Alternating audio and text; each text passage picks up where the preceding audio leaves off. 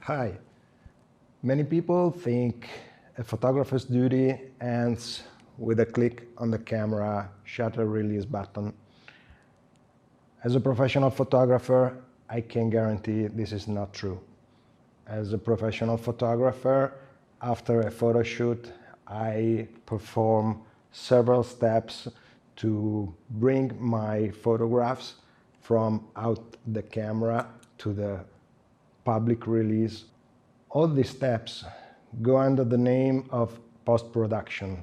That is the phase where the photographs goes from the camera through your computer, your hard drive, your backup hard drive, your editing software, your retouching software, and you export the photos and then you give them to the client, publish them on the web.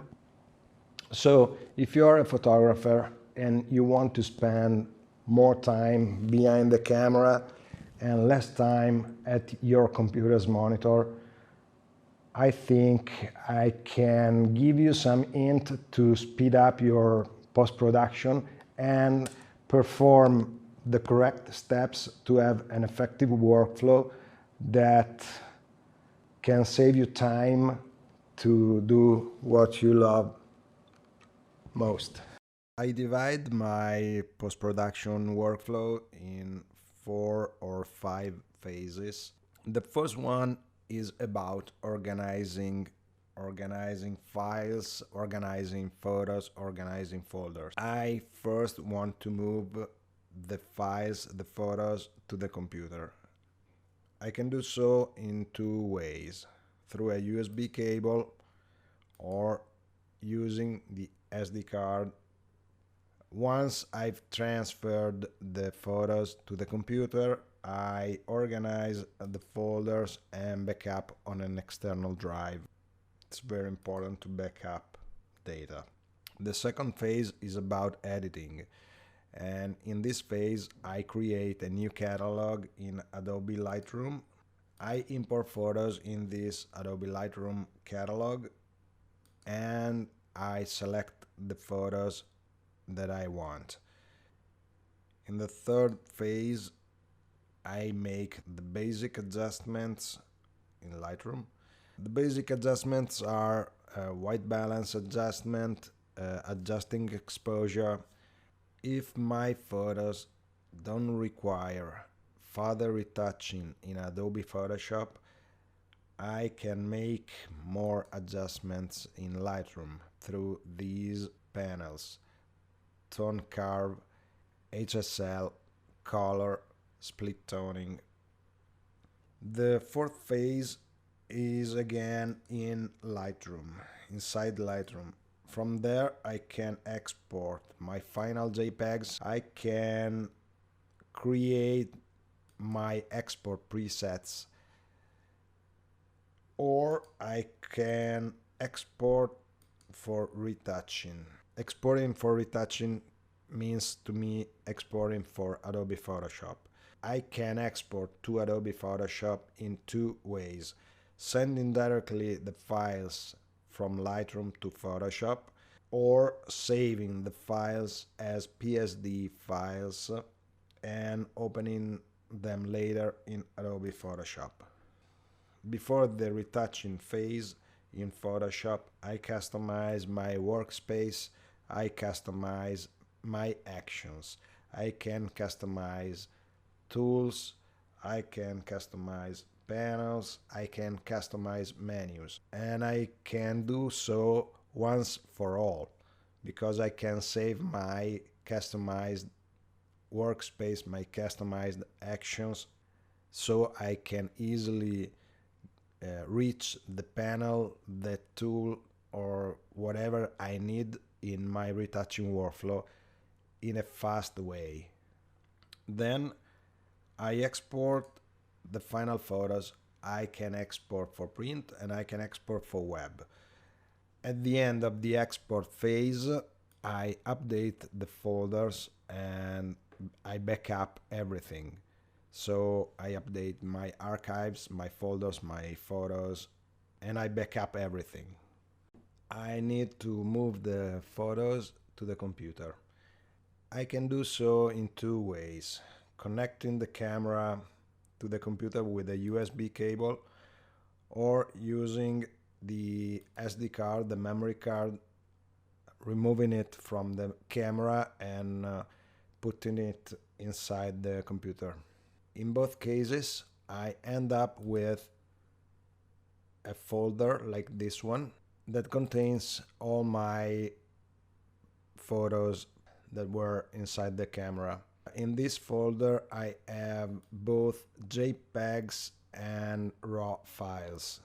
So the first thing I will do is move the JPEGs to a new subfolder called JPG, and I will do the same with the RAW files. I will move them to a new subfolder that I will rename RAW. The next step is to see the date of the photo shoot, and I rename the main folder accordingly based on year, month, day. If this helps me find the folder later, I use a descriptive word, so swimsuit editorial. Okay, in this folder I create two other subfolders called PSD and final. As you can see, I have the two folders containing the original files in capital letters, and the others are different because it will contain my work. The PSD folder will store the PSD files with the work in progress stuff. Final folder will contain the final product, the final JPEGs. The final step of this first phase about organizing data and files on the computer is backup files on an external drive. I have my folder on the desktop. I can copy the folder and paste it in the corresponding year. The second phase is about editing. In this phase, I create a new catalog in Adobe Lightroom. That is the software that I use for the edits. I import photos in the catalog. I select the photos. I discard the photos that I think are not good enough. So from my computer, I open Lightroom, and in here the first step is to create a new catalog. Let's see how I do it. I create a new catalog for every photo shoot. I select a folder to store the catalog in, the same folder where my photos are, and I name the catalog the same way as my main folder. So for every photo shoot I have one catalog. Once I've created the catalog, I need to add my photos to it, and I go to the file menu and I select import photos and video. As you can see here, I have my folder. I just want to use RAW for the post-production. I'm fine to import everything. I just leave the selection on. Everything is selected. I choose to build standard previews, and I could enable this selection, build smart previews, but in this case I will not do so because it would take a lot of time, and since I have the folder with the photographs in the same folder where the catalog stands, I don't need to build smart previews. I've already built a preset with my metadata, with my copyright and contact data. Once I set everything, I can click the button Import. Okay, Lightroom is now importing 946 photos in its catalog. Once all my photos are in the catalog, I have 946 photos. I surely could be more effective if I divided my photos per situation. I select the first photo and I scroll down. So I select all the photos from the first set and I create a collection and I move these photos to this new collection. I go to the collections panel, I click on the plus button and I select create collection. I name it like so, set 1 or just 1.